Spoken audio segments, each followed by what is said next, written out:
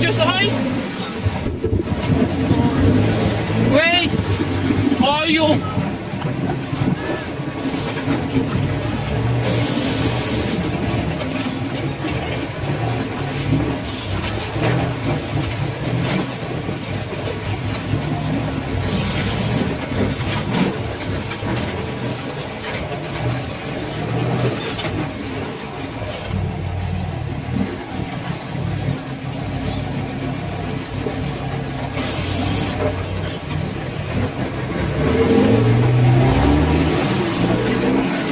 Uy!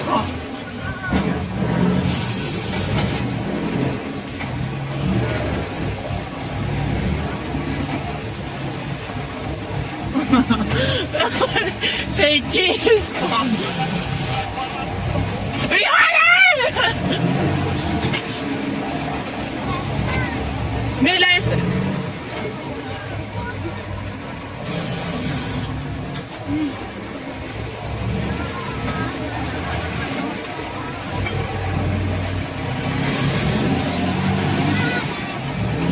Layas dyan na! Nalala dyan na eh! Isog ka dyan!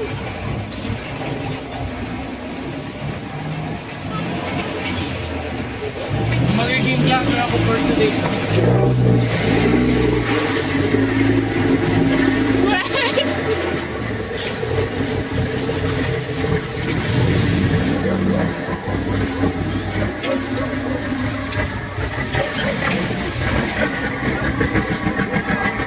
Lord!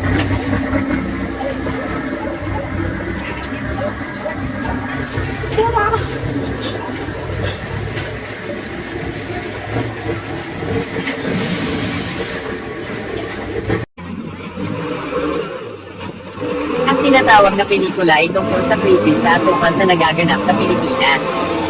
May isa truck na hindi makaalis sa putik na daanan, sinusubukan niya makaalis, masyado na magaon sa lupa ang mga gulong na nito.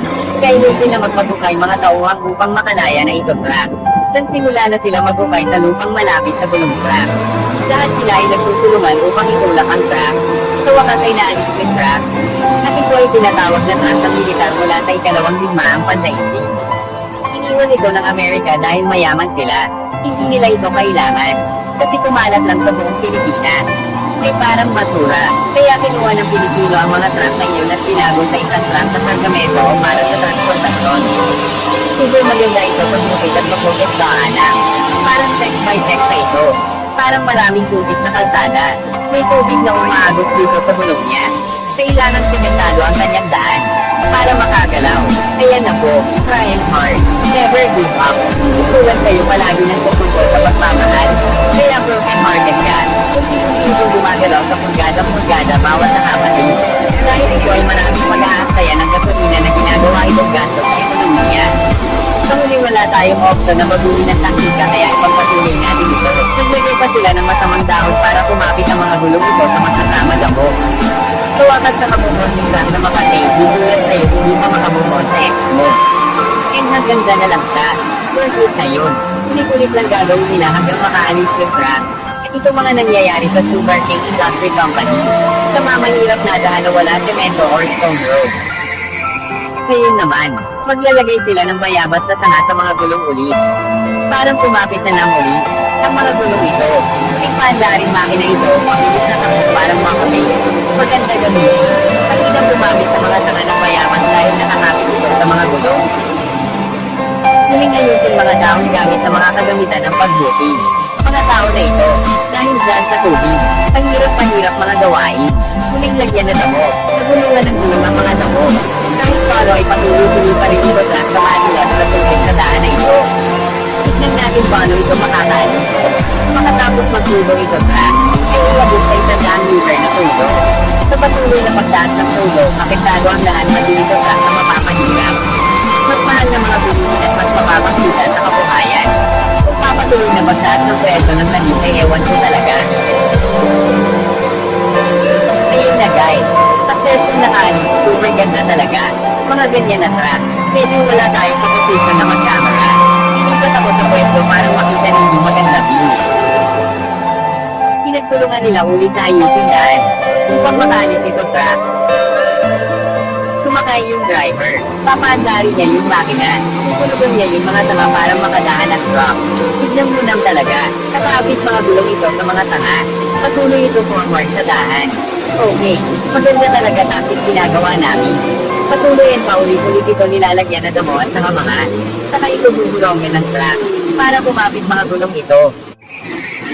Lagyan ng damo at sanga at patakbuhan na.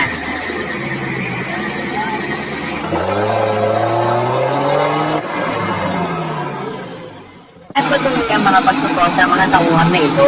Bigyan gulungan bang tumatakbo. Nangungumaling bago kumilos o aksyonan nila o tulugan nila. Depende sa sitwasyon nila.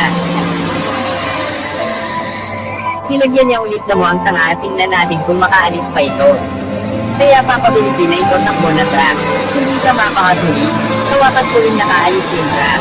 Kaya yung pabilisin upang hindi siya makastop up sa puntik na daan. Tutuloy siya sa daan niya hanggang marating niya yung isang daan.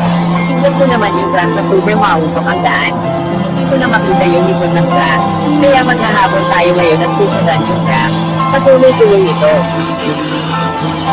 Napagod na ako pag-iisip na salita. Ito na sa wakas makakaalis na siya. Eh joke lang. Hindi pa tapos ito pagsubok na ito. Meron pa more. Maraming gagawin pa. Dahil ito lalo nahihirapan na naman ang truck. Maraming pakakainin na gala ay kalingan at napapagod mga tauhan. Pero matuloy lang sa gawain. Maraming nakalipas na oras pero matuloy pa makina ito. Matapos lagi ang lahat na tahan at tahan. Ulit tinatakbo mabilisan na takbo parang hindi ito mapahat sa daan.